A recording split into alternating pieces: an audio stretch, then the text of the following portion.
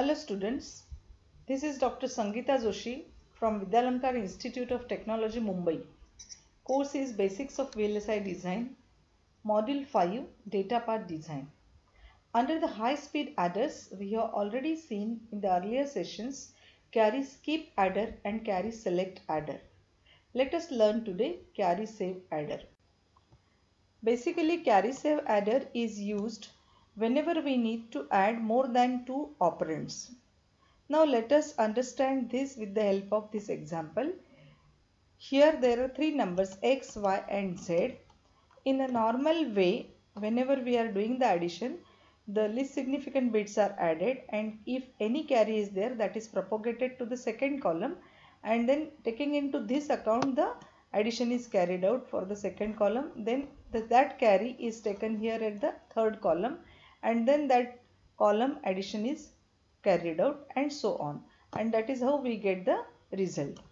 However, here in case of carry save addition, these three numbers are added to get the two numbers as output. The first is the sum and the second is the carry. Now this addition of these three numbers is carried out without considering the carry. That means 5 plus 2 plus 7, addition is 14, but only 4 is written here, carry is not considered. 4 plus 7 plus 8, so that is 11 plus 8 is 19, so 9 is considered and carry is not forwarded to the next column. So we are getting the sum without considering the carry like this, and carry is separately carried out here. Now here, since this is the least significant bit, no carry is there. Here we are getting the carry of 1 because the summation was the 19. So these carries are noted down.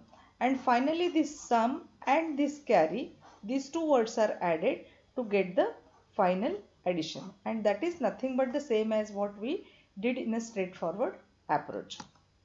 Now let us understand the carry save adder principle of operation. Here you will find that it is nothing but a full adder. In case of full adder, we are adding the x bit, y bit, that means number x, number y, and then carry in is considered as one third input. So there are three inputs, x, y and carry in, and there are two outputs, one sum, and however what is the carry that is being generated, we normally forward to the subsequent stage in case of the ripple carry adder. So this is the C out. Now the same full adder is considered as a carry save adder, wherein rather than calling this as a C in, we'll consider this as a third number, that is the Z number. So these are the three numbers x, y and z. So these three numbers are added and to get the two numbers. One is the carry word and another is the save word. However, here in carry save adder, it is not carry is not forwarded to the second stage. Carry word is saved, and therefore the name the carry save adder. These are the three binary numbers shown x, y, z, and then the sum bit is calculated, sum word is calculated, carry word is calculated. Of course, the alignment of bit position has to be done. Now here carry will not be generated, always carry will be generated from this second column, and we are getting the addition like this. Now you can find here for the n bit numbers, if these are the m numbers, here there are the 7 numbers. So this is the first bit, this is the second bit, and like this is the 8th bit. So x0 to x7, y0 to y7 and z0 to z7. So all these three numbers, 3 bits are added here, and you are getting the carry 1 and sum 0. So here you are getting the carry 2 and sum 1, and then subsequently these numbers are added using the ripple carry adder. Let us understand the difference between ripple carry adder and carry save adder. In case of ripple carry adder, we know that we are adding these 3 bits to produce the sum and carry. Here carry is propagated to the subsequent stage, and then again the addition of A, B and this carry 1 is carried out to get the C2 and S1. That means every adder needs to wait for the carry to come in from the earlier stage. Whereas in case of the carry save adder, the structure is same. That means here we are also using the same full adder. Rather than calling this as a carry, we are considering here the third number. So here these are the A, B and C. These three numbers we are adding. And addition, these three numbers are converted into two numbers. One M0 is the sum and N1 is the carry. However, here the carry is not propagated to the subsequent stage, and all these four adders, they are working in parallel. That is the difference between ripple carry adder and the carry save adder. So you will be producing sum of every full adder as well as the carry produced from every full adder at the same point of time. However, we are actually using the carry save adder as a combination of the CSA and the ripple carry adder. Let us understand how this is. Now, as I told you, here the first number is A0, B0 and C0. You are getting the two outputs. This is the carry and this is the sum. Now this sum is taken as a S0, and for the second bit, this is the full adder. Now that means these all four full adders are nothing but the carry save adders. And now here this carry is added to this sum in the second level. This is the first level. This is in the second level. This carry and this sum is added. And since two bits are there, half adder is used. And that is the output. Sum is the S1. And whatever is the carry, that is output. Carry output is actually given to the subsequent stage. So again the carry of this and sum of this is added along with this carry. So again this is a full adder. Here also carry of this and sum of this is added along with the carry of the earlier stage, and you are getting the S3. So this is nothing but a ripple carry adder. And here in this stage, carry save adder, we are actually doing all these operations in parallel. That means here nobody is waiting for any carry to come in. So we are not bothering about the carry propagation. Every carry is being produced along with the sum, and then in the subsequent stage, that is summation along with the produced carries is taken into account. Now let us understand this n bit carry save adder with carry in.